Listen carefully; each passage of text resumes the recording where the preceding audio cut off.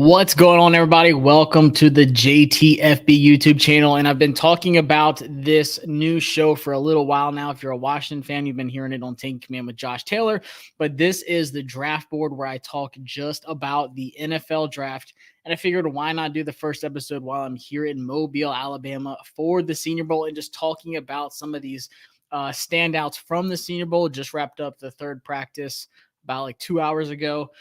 So we got 3 practices in it, and I come into the Senior Bowl. This is my 4th year now. Just with like a list of guys that I'm really watching throughout the Senior Bowl.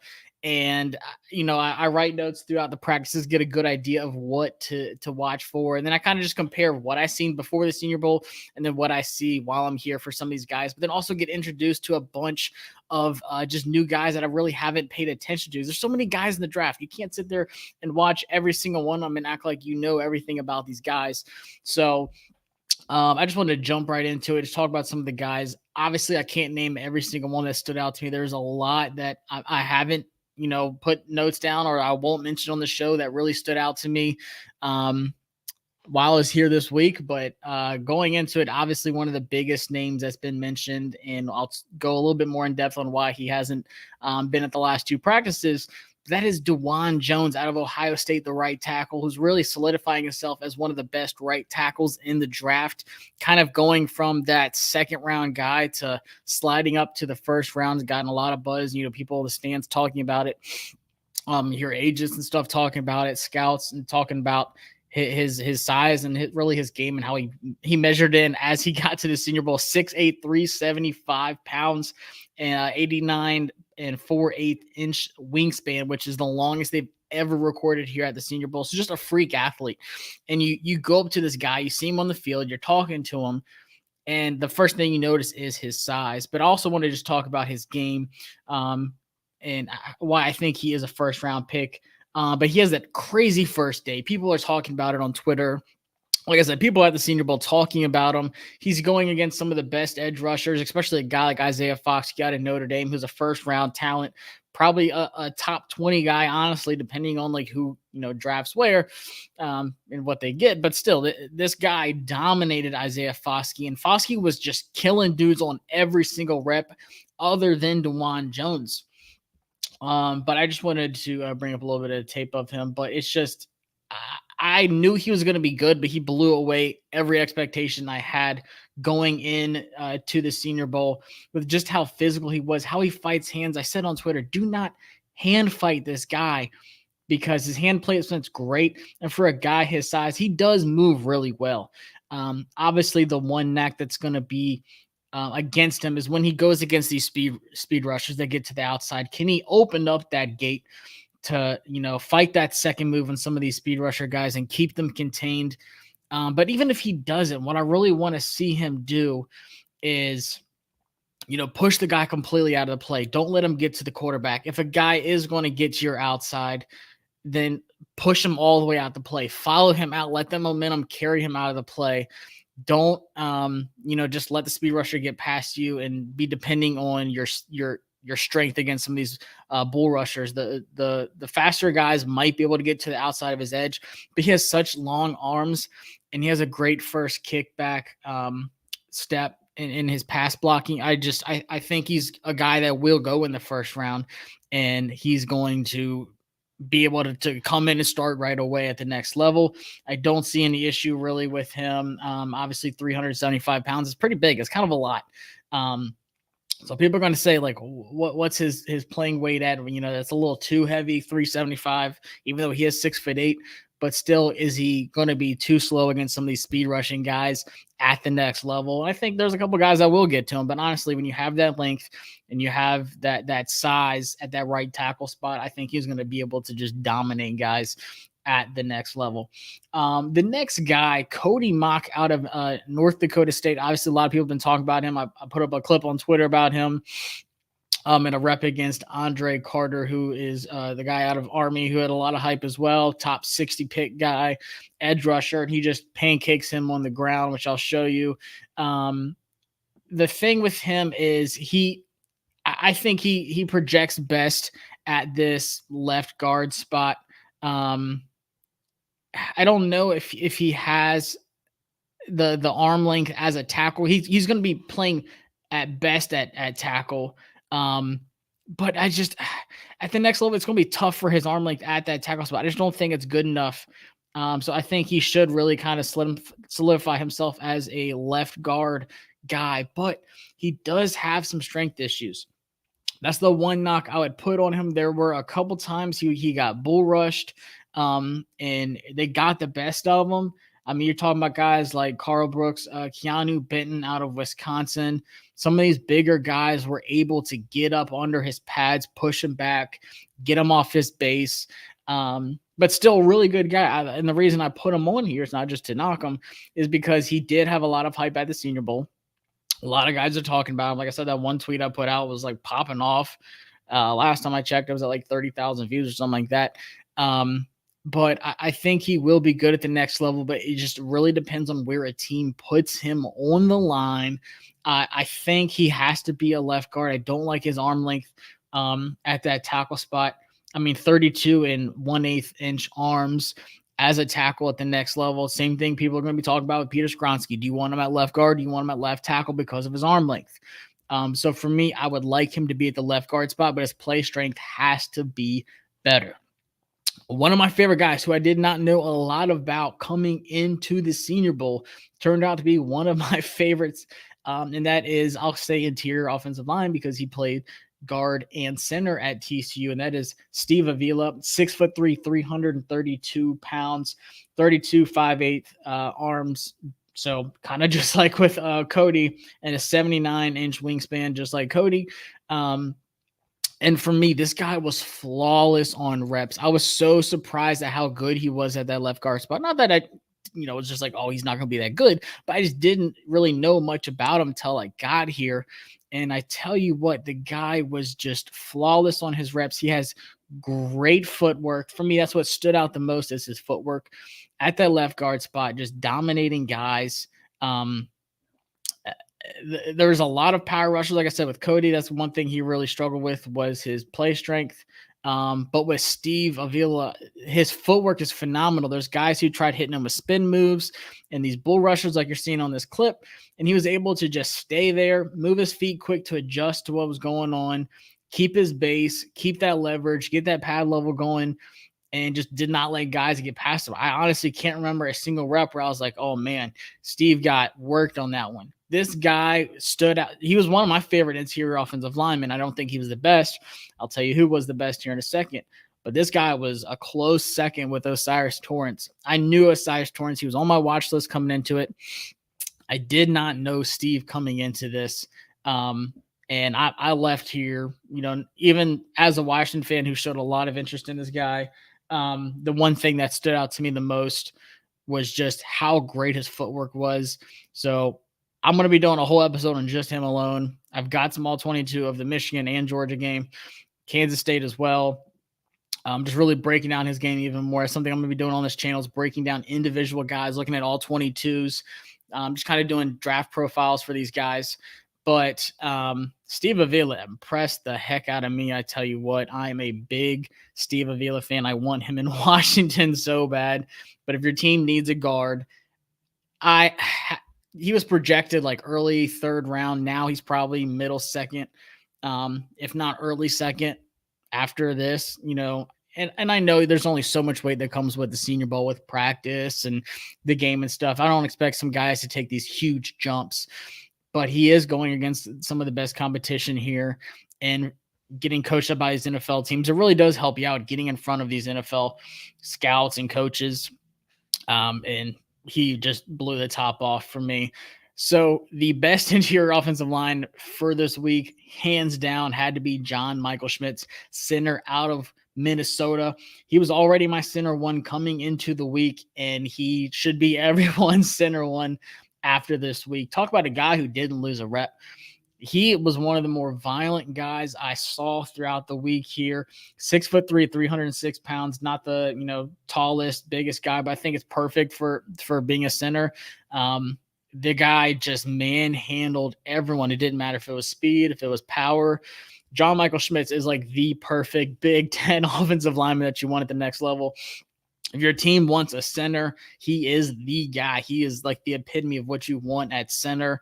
And I mean, I just couldn't believe how strong this guy was against some of the guys that I had marked down as, the best interior D tackles at the Senior Bowl, just straight up working dudes. I mean, talk about guys I was getting talked about on Twitter. John Michael Schmitz was one of the guys. I got the chance to talk to him for a little while and talked about Big Ten competition and all the guys he faced in the Big Ten and how it really helped him here at the Senior Bowl. This dude was just a straight up force. I love everything about him. Big, like I said, Big Ten offensive lineman. If your team needs a center, get this guy because he's going to be a long-term center. I'll put him up there with some of the best in the last few years, honestly. You talk about Iowa putting out guys. Minnesota's right there with them. I mean, they put out Falele last year.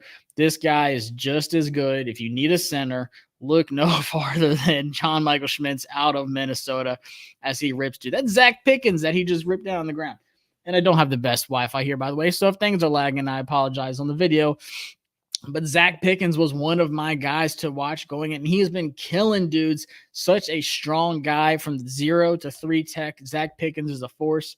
I think he's had a great week, but that just shows you how strong JMS really is at that center spot. High IQ, a lot of experience.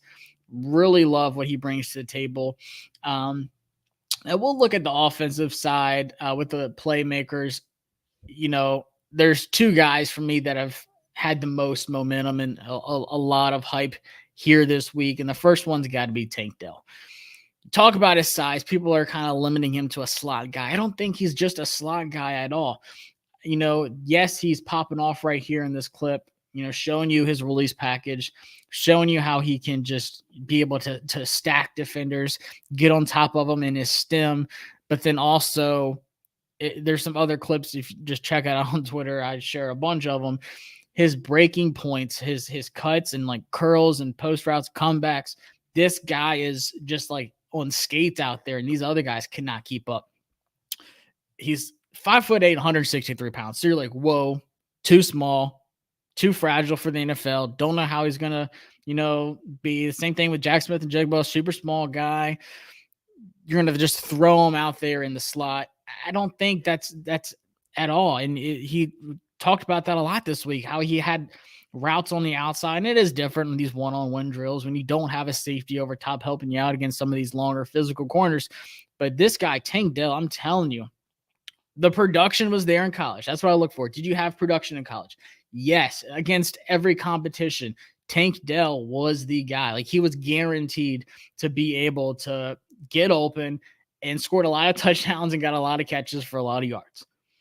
And he showed up this week, against some of these long guys. And I'll talk about my favorite corner that was here and was just working dudes on every rep. And today it was the same thing. I think he's had the most consistent, just stacking good days here. Day 1, popped off. Day 2, same thing. Day 3, it wasn't like he was challenged at all throughout the week. I love Tank Dell. If your team needs a wide receiver, once again, what's going on, Greg? Appreciate you checking it out here on the draft board. I'm going to be talking about all things for the draft. And I'm going to stick with the offensive side. Like I said, Tank Dell was one of the superstars this week, but obviously the best one was Tajay Sharp. If you need a running back, this guy is a human highlight reel out of Tulane. Had a phenomenal season. Tulane went from one of the worst teams to just a magical season, upsetting USC in the bowl game.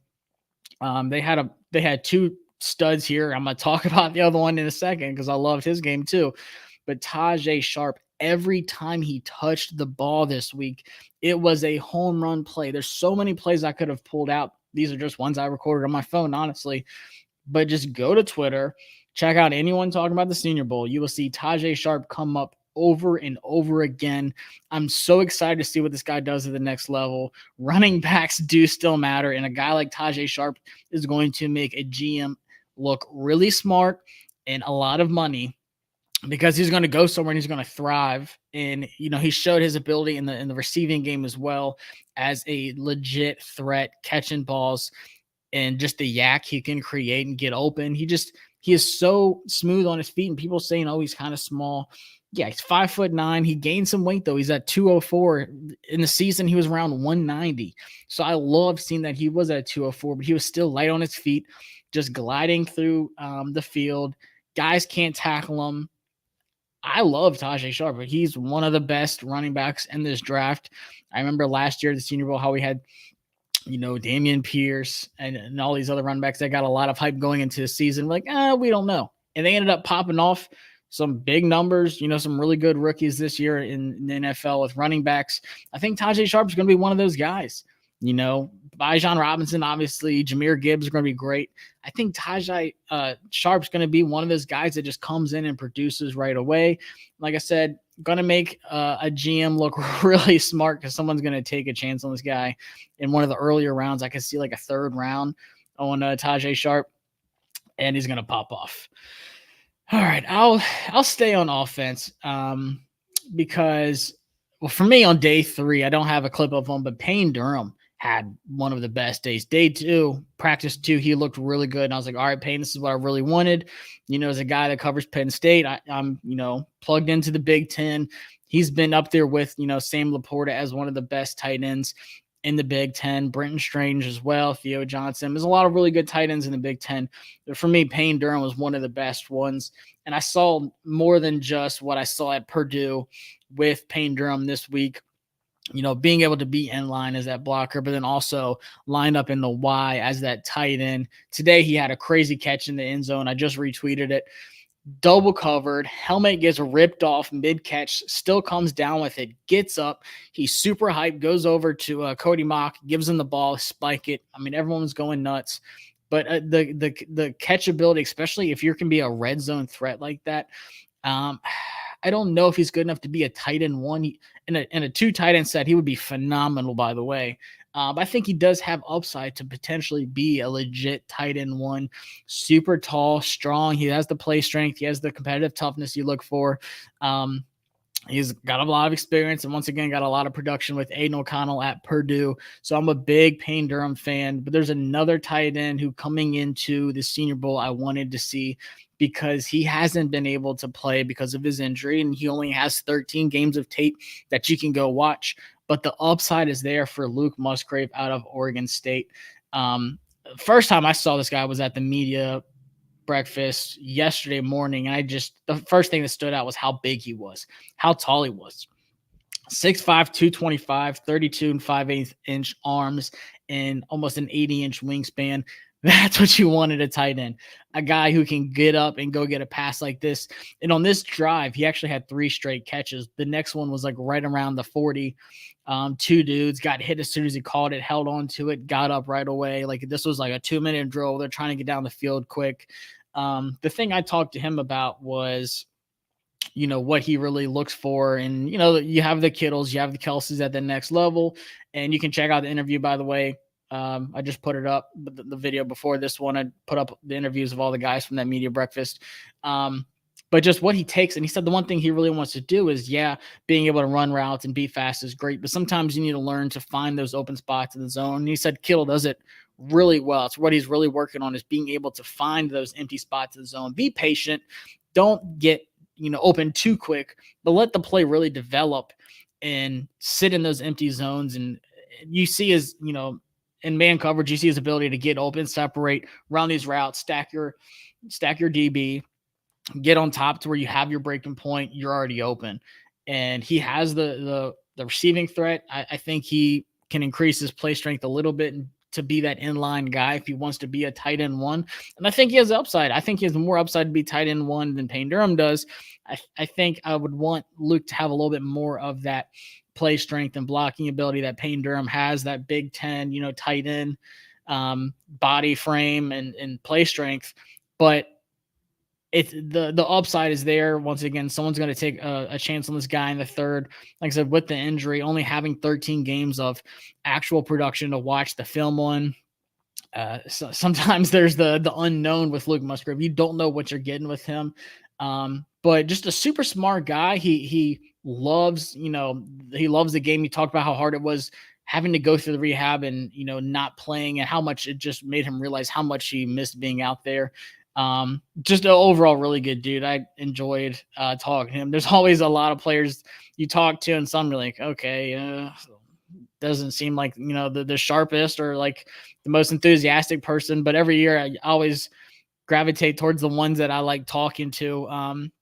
And honestly, a lot of these guys impressed the heck out of me just talking to them throughout the week. But I'll go to defense now. I've got three more guys left that really stood out to me this week. And the part that sucked about today was two of these guys didn't practice, and one of them was really limited. This day three was kind of more laid back. Obviously, the game's on Saturday. They don't really want to do too much. There was a couple guys banged up. But one of my favorite guys, another Tulane guy, he's been on my radar for a little bit because, my Washington Commanders need another linebacker big time. And Dorian Williams is a guy I talked to, and you just see on the field at Tulane, he's just a natural leader. That's what I asked him. Like, you're a leader at Tulane. You get here at the Senior Bowl. First day of practice, you just met these guys and you're communicating pre-snap. You're making adjustments. You're helping guys be like where they need to be. You're looking at the coaches making these changes. It just comes so natural to him. That's something you want in a linebacker, someone that can dictate the defense, make sure everything's going how it's supposed to. And Dorian Williams just all week. And the thing that really impresses the heck out of me on this rep, I'll go back on it. It's the instinct. As a linebacker, you want to be able to read the play, but you're going to react correctly. And it's something he did all week. Yesterday was probably his best day. He's, the linebackers balled out yesterday. The next guy was even better. But it just impressed me how smart he was, how he can read plays. But if you go back on this clip, when the play starts, you can see the guards pull in, the offense is flowing to the right. You can see he's going that way as well. But in just a split second, he sees what's really going on in the play. You have this end around here, and he turns his hips quick, and he's able to accelerate and get there. And, obviously they're not laying people out and tackling hard at these practices, but he absolutely would have been able to stop the play. It's because he was able to read it. He reacted. He trusted his gut. He's been out there. He has experience. He's seen this before, and he trusted what he saw. And that's something that some of these linebackers that don't have that experience, they'll react the wrong way. So some unexperienced linebackers will keep going that left side and not be able to come back, and then the running back is gone. And it's because you didn't read the right play. You thought they were going to the right, and the end around came back the other side, and you weren't there to make the play. Two more guys, and my favorite one's honestly the last one, kind of saved the best for last. But this one, oh my gosh, what a day he had yesterday. That's D Winters out of TCU. First, I didn't know this guy until the Michigan game, and he had the game of his life against Michigan. I cannot wait to go back and watch the all 22 of that game, especially when I'm watching Steve Avila. I'm going to be watching D Winters too, because the guy balled out against Michigan. He was all over the field. So I circled back and I said, all right, this is a guy I got to look for at the Senior Bowl, see what he does. And yesterday, every single running play he was on, he was getting skinny, getting in gaps, great gap penetration. Once again, good discipline, being able to get down in there and stop the run. But there was in the passing drills on back-to-back plays, he had an interception, and then the very next play, guy across the middle, put his hand in, ripped it out, forced the fumble. Unfortunately, I didn't get the video of that. But this just shows you, I mean, like I said, all the linebackers balled out yesterday, but his ability to just get in between there, and I mean, he would have killed that running back on the play. But it's just what he did all day yesterday. D Winters, man, I'm a big fan of his game. He's kind of like a 5th round guy right now. I think he could definitely go higher than that. He is a little bit smaller for what you want in a linebacker. He's like 5'11". But I loved what I seen from D Winters. He's 225. He's got a good frame on him. He's a hard hitter. I'm telling you, watch that Michigan game. Circle D Winters. They mention his name a lot. Michigan could not run the ball against him, but I wanted to see some passing coverage from him at the Senior Bowl, and just completely marked that one off. Like I said, just back-to-back plays, that interception and that forced fumble. I was like, holy smokes, this guy is on fire today. It's not easy just showing up, like I said, not knowing any of these players, getting coached by coaches you've never met before, and being able to just go out there and be yourself and play your game. D Winters did that, impressed the heck out of me. And lastly, my favorite corner in the Senior Bowl, Julius Brents, has been getting a lot of steam lately, and rightfully so. Once again, this is a guy I learned a lot about.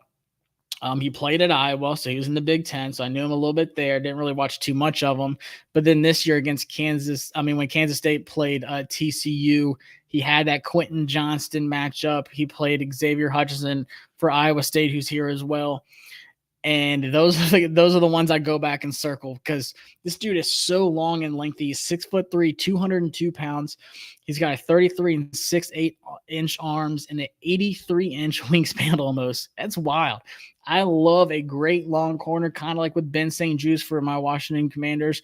When he was here at the Senior Bowl, I was like, dude, this guy is so long. He's physical, but he's quick. So, so against some of these fast guys like Tank Dell, Rashee Rice, he was able to contain guys, let them, stay right in stride with them. If they, that single move speed release that they're using on the line quick.